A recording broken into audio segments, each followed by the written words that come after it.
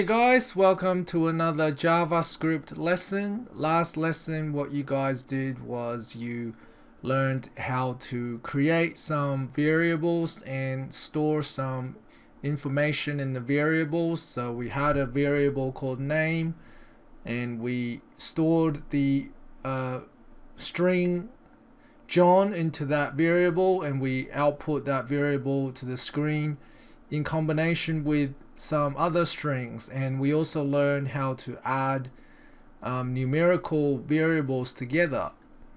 So now in this third lesson what we're going to do is accept input from the user to put inside our variables.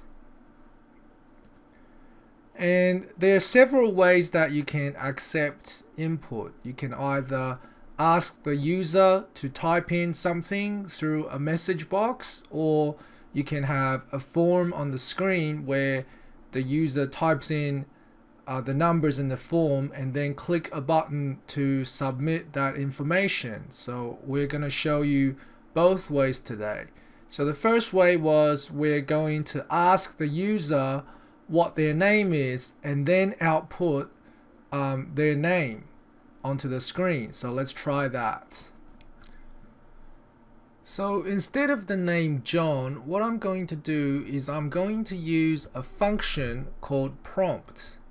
Now a function is like this document.write. So instead of writing a message to the screen, I'm now using a function to accept input from the user. So the function is prompt and the argument of the function is the message that you want to show on the screen. So please enter your name. Okay, so what's going to happen is if I save this and I refresh the page, the first thing that shows up on the screen is a message box saying please enter your name, and if I press add and I click OK, then what happens is it has accepted my input into the variable called name, and then it outputs onto the screen using the input that I have provided. The next thing I want to do is show you guys how to accept input from a form, a HTML form on the screen. So the first thing you need obviously is an HTML form. So if you don't remember how to do that, have a look at our previous HTML or PHP tutorials.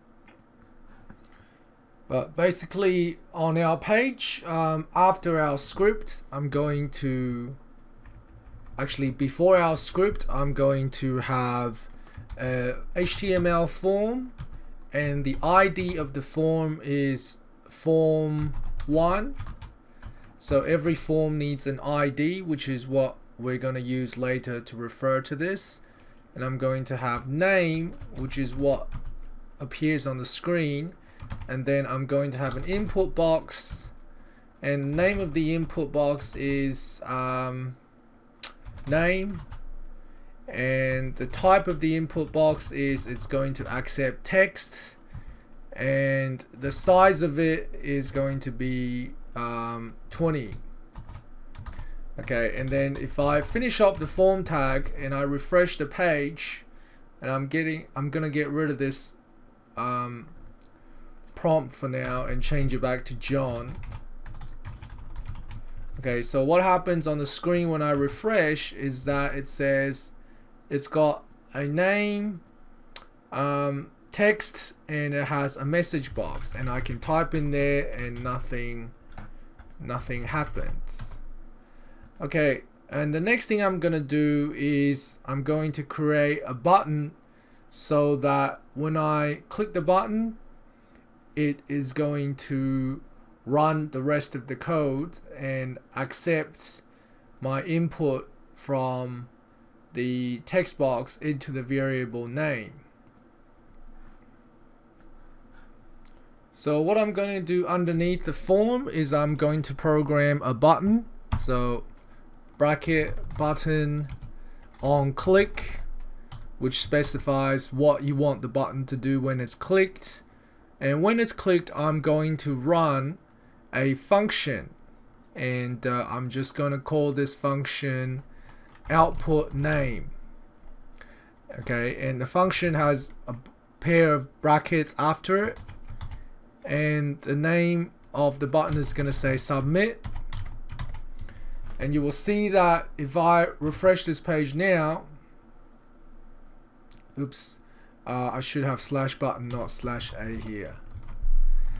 Okay, it's got a submit button, but when I click it, nothing happens. And that is because I haven't defined this function yet. So to define a function, all you have to do is you put the code function output name, okay, and then you put in braces, and then I'm gonna put the rest of the code, and I don't need the numbers anymore, inside braces. Okay, so all of this code is only going to run when I click the button. Okay, so if I save it, refresh, all of that stuff's disappeared, and I click submit, it runs the code. However, there's a couple of problems. Okay, number one, all of our old stuff have disappeared. Number two, it didn't accept our input as the name. So let's fix those problems one by one.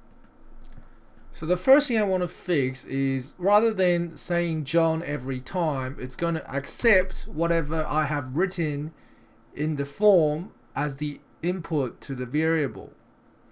So I'm going to define another variable called x, and what this variable is going to do is x is going to be used to store the information that I'm going to retrieve from the document objects, which I'll explain later on what this function does. But basically this function will retrieve all of the information that I'm entering into form 1 and put it inside the x variable.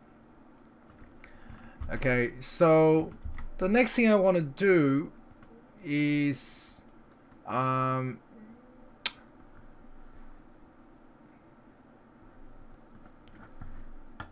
have the whole form stored in x, and now I want to retrieve this field, which is called name, within that form.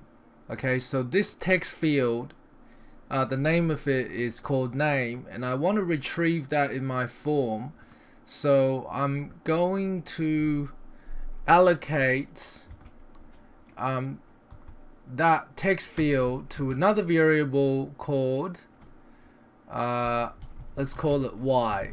Okay, so I'm going to declare another variable called y, and I'm going to store the information from that text field, which is going to be accessed by x.elements bracket quotation mark name, and I'm gonna store this information in y.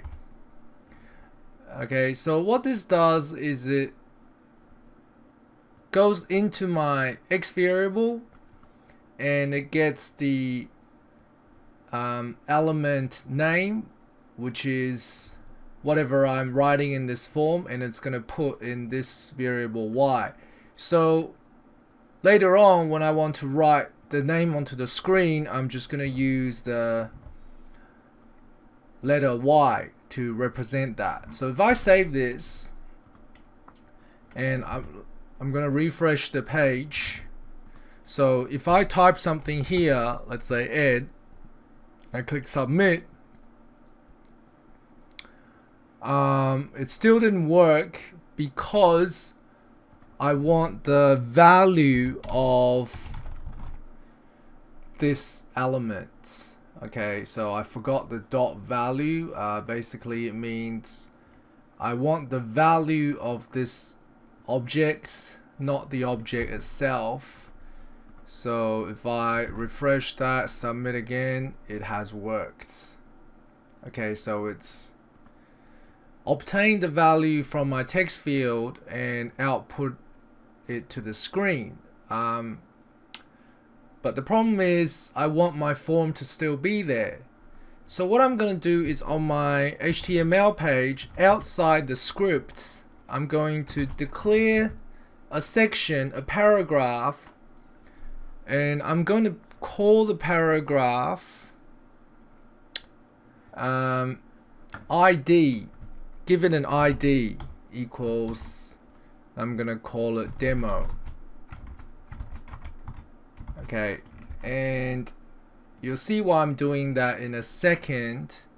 But basically, instead of writing this to the screen, I'm going to use dot get element by ID bracket quotation mark demo.